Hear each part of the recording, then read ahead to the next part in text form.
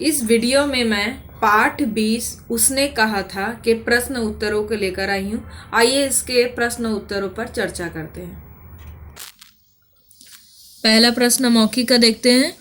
चौक की दुकान पर किससे मुलाकात हुई? तो आपको पाठ के अनुसार याद होगा कि चौक की दुकान पर एक 12 वर्ष के सिख लड़के की मुलाकात 8 वर्ष की लड़की से हुई थी।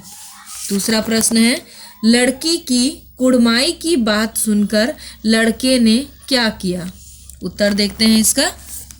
लड़की की कुड़माई की बात सुनकर लड़के ने अपने घर की राह पकड़ ली तथा रास्ते भर परेशान रहा।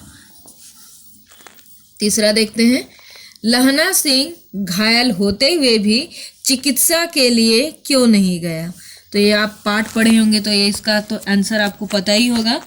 लहना सिंह घायल होते हुए भी चिकित्सा के लिए नहीं जाना चाहता था क्योंकि उसने सूबेदारनी को वचन दिया था कि वह उसके पति और पुत्र की रक्षा करेगा। चौथा प्रश्न देखते हैं, बोधा सिंह कौन था और लहना सिंह उसका ध्यान क्यों रखता था? उत्तर देखते हैं। बोधा सिंह सूबेदारनी का पुत्र था, बेटा था, और लहना सिंह उसका ध्यान इसलिए रखता था क्योंकि उसने सूबेदारनी को उसकी रक्षा का वचन दिया था। अब लिखित के पहला प्रश्न, किसने किससे और क्यों कहा?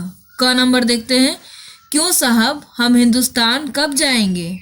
ये आपको पाठ का तो याद ही होगा कि यह संवाद लहना सिंह ने लपटन से कहा था क्योंकि लहना सिंह उसकी जांच करना चाहता था। अगला प्रश्न देखते हैं, तुम्हारे ख नंबर, तुम्हारे आगे मैं आंचल पसारती हूँ। ये भी याद होगा लाइन आपको। यह संवाद वजीरा सिंह ने लहना सिंह से कहा था। इसका खा का देखते हैं। यह संवाद सूबेदारनी ने लहना सिंह से कहा था क्योंकि वह जानती थी कि लहना सिंह ही उसके पति और उसके पुत्र की रक्षा कर सकता है। ग नंबर है, हुक्म तो यह है कि ये भी लाइन याद होगा आपको। यह संवाद वजीरा सिंह ने लहना सिंह से कहा था क्योंकि लहना सिंह लपटन के झूठ को पकड़ लिया था। आगे देखते हैं इसका, लेखक ने वजीरा सिंह को पलटन का विदूषक क्यों कहा है? विदूषक मतलब मजाकिया के लिए बोला गया है। इसका उत्तर देखते हैं। लेखक ने वजीरा सिंह को पलटन का विदूषक कहा है क्योंकि वजीरा सिंह ने पलटन में जो गंभीरता छाई हुई थी उसे अपने खुशमिजाज व्यवहार के कारण वहां माहौल को बदल दिया। थर्ड क्वेश्चन देखते हैं, लपटन साहब के रूप में कौन आया था और क्यों? उत्तर देखते हैं।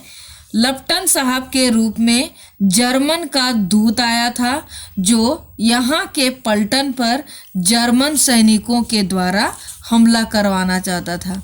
आपको पाठ में याद होगा कि वह वेश बदल कर आया हुआ था। अगला देखते हैं, लहना सिंह ने अपने प्राणों का बलिदान क्यों दिया? उसका उत्तर देखते हैं।